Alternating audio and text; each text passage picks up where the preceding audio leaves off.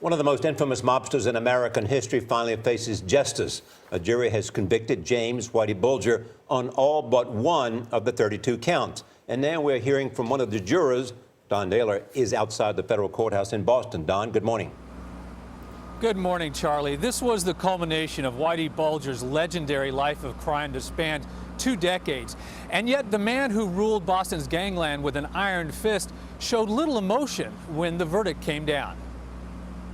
James J. Whitey Bulger now stands convicted for his role as the ringleader of the murderous Winter Hill Gang.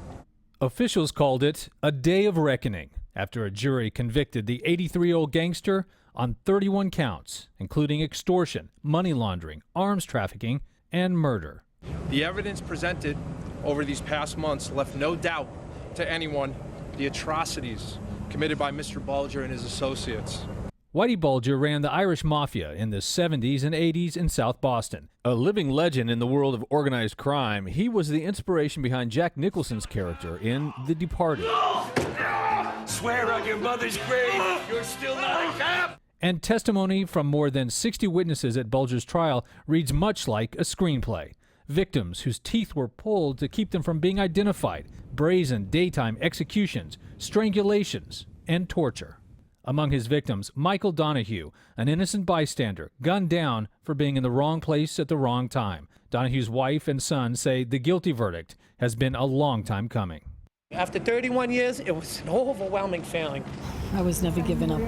No matter how much he took out of me, I was not going to stop until the very end, until he was found guilty. There might have been a lot of fear. Juror Scott Hodeke told our Boston affiliate WBZ that even some of his fellow jurors were afraid of the aging mobster. People were talking about the mafia still existing, and that they were afraid that they would be singled out. Some of the people lived in South Boston.